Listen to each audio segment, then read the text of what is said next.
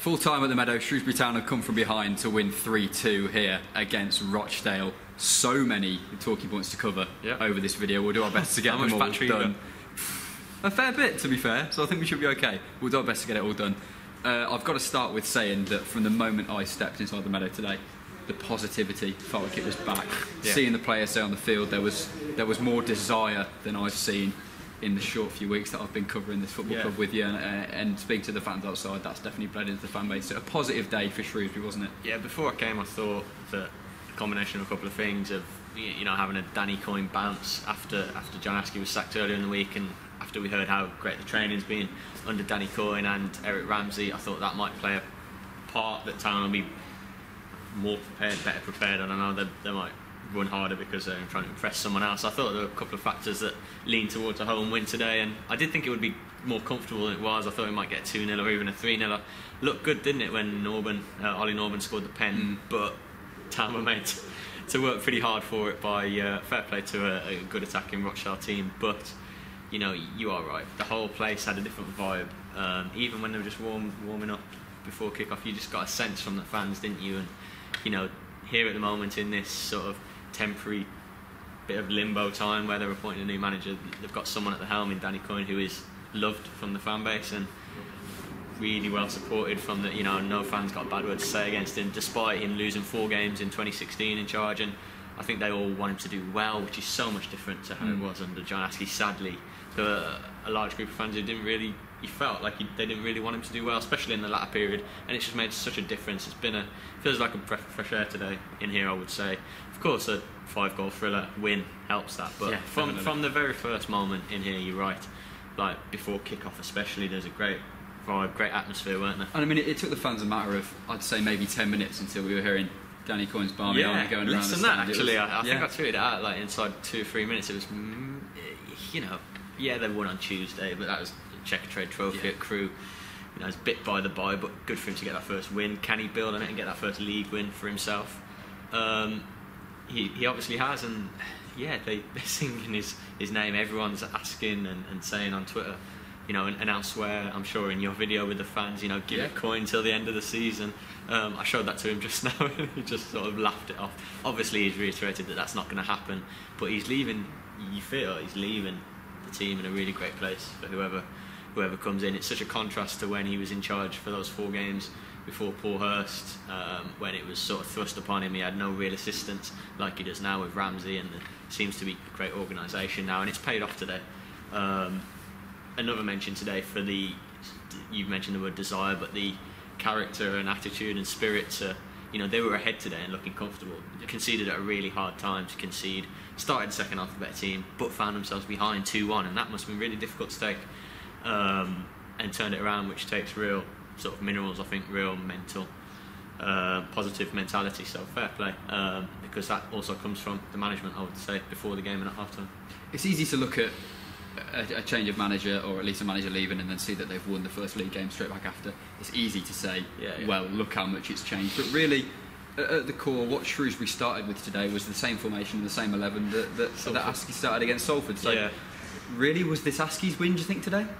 Well, I know what he's saying, because he picked the same 11 and he played the same 4-4-2 diamond.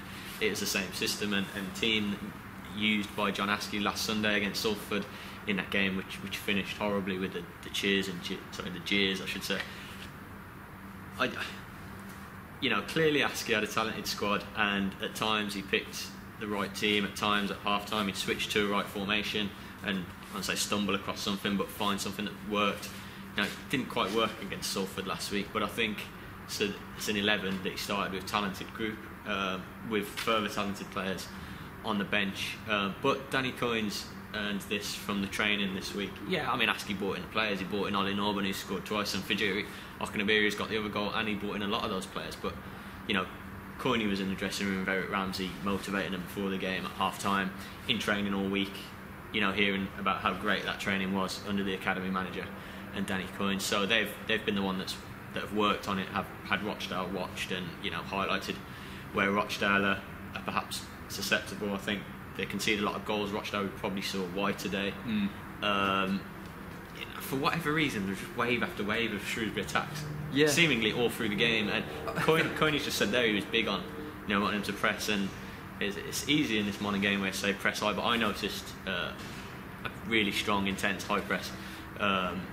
It was noticeable for me, so maybe that was a part of it. So yeah, I think Coyne, from the training, motivational side of it, dressing room, it's his imprint on today's win, and the whole place really, the stands and the fans' happiness, and the reaction at full time after the final whistle was a breath of fresh air. It was the best thing here this season. Real great sort of affinity between management and the stands and vice versa. He says he doesn't want the job. If he gets a couple of results on the bounce here, say we go and win on Wednesday, we go and win on next Saturday, do you think he might start to think, hang on a minute, I'm enjoying this? No, honestly no. I genuinely wish I could say yes to that question, and fans might think, oh yeah, but he would if he won 4 out of 4, but it wouldn't happen. He's a goalkeeping coach, and that's what he wants to do, that's what he wants to look after. I don't think he said the other day he didn't feel like a manager. He's not a manager. He loves what he does. I don't think he wants the pressures of the top job. He said it was all consuming, and I totally understand why. I mean, it's great at the minute, 2 wins, but he keeps saying, remember, I've had it the other way. He had it, of course, 4 defeats when he said it was a horrible place to be, and I'm sure it was. Lonely on the touchline when it was just him, and who blames him for not wanting it? Realistically, he's the loveliest guy in football. Everyone says that, but he is. And there's a reason why the fans like him so much. And it's not because he's not ambitious. I mean, he just doesn't. If he doesn't want to be it, that's his opinion, isn't it? About where he sees himself. He doesn't see himself as a manager. I'm sure he could take it and get some great results and really motivate, because there's a lot of respect between them. But if he doesn't see it, then that's fine as far as I'm concerned. He doesn't want to put himself forward. I said to him just now, with the chairman try and persuade him, but it's all in jest. I don't think that's going to happen, even if they went and won 5 in a row under him. He's just certainly leaving everything in a great position. One last mention, we'll touch on Fajiri Okunabiri. He was fantastic today. Speaking to fans outside, they definitely picked him as their standout man of the match. Right, okay. They were calling him the number 12 because I don't think anyone could really say his name out there, but they were giving it a good crack, and I think he was probably the standout for Shrews today, wasn't he? Are you going to disagree with me? You're going to say Grant? I don't. Grant?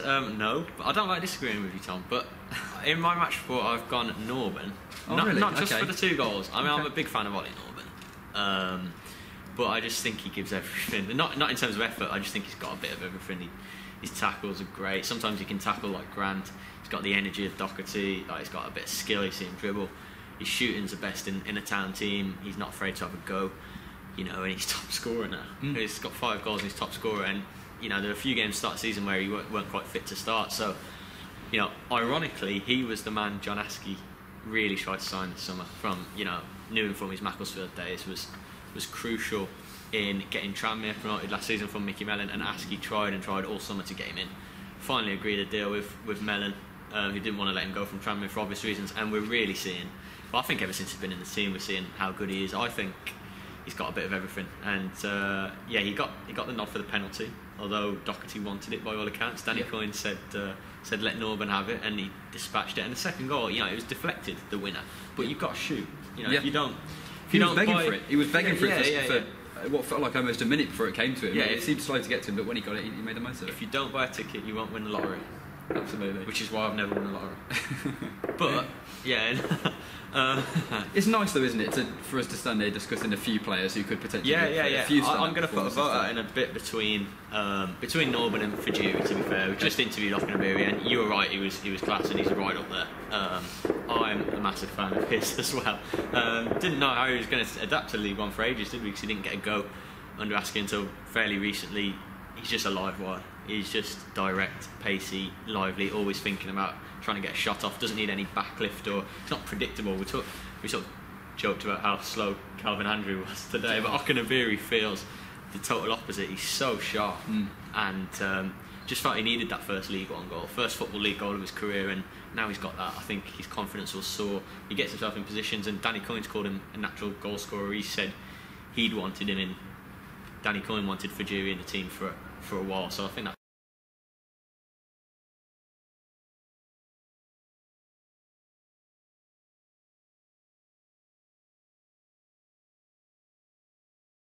Granty was too. You mentioned him there. So yeah, loads of options. A really good day, a really fun game. I mean, not perfect. Clearly, it was 3-2. Rochdale were winning sort of midway through the second half, and you know, it's a talented Rochdale team, yes, but not the best. They're still 18th now. Danny Coyne said we conceded 2 awful goals, which certainly the second one was. First one was pretty poor too, although a good move, as you say. But things to work on defensively, without doubt. Town have got not a bad defensive record this season, but they were pretty slack today, I thought. Defence, plenty to work on there. Danny Coyne said that, but you know, don't put too much of a dampener on it, because today was a breath of fresh air, and I think that's 3 league wins from 4. Back-to-back league wins for the first time this season, which I think is huge. Consistency and building a bit of a run, and of course the Checker Trade win. Now you go to Salford on Wednesday, and you just want to avoid the banana skin totally. Absolutely. I mean, that's going to be hard. You know, no sign of any video technology or any sort of technology at Salford on Wednesday by all accounts. No laptop charger, but you know, they've just got to avoid a banana skin there and get through, whether it's a penalty shootout or off someone's backside or whatever, backs to the wall, whatever. Just get through. We go to Wickham in the league next Saturday, and another team around town, and if you can start putting a run together, and if that would make it 3 league wins in a row. We've gone from 18th to 16th today. There's still margin to go, you know, with one result further up still, and then I think it's Plymouth on the Tuesday night, isn't it, who are right in the bottom 4. Someone said to me, this is ridiculous, I'm not going along with it, but 7 points from the playoffs. But hold on, I like it. No, I like it. It sounds good. But I don't think they'll get anywhere near that. That's not a, you know, any slight on the team or anything. But it's just a sign of how tight it is. It's a sign of how tight it is to 6th. I think it's much of a muchness in League One this season, sort of 4th and below. So yeah, could be some exciting times ahead. And interestingly, all this really is redundant because, you know, it's the new manager search, isn't it? The new manager hunt. But Coyne's doing a great job. Breath of fresh air. Brilliant day for Shrewsbury Town. A 3-2 win here. Sounds like some fireworks going off in celebration as well. For the rest of your Shrewsbury Town coverage, keep it at shropshirestyle.com.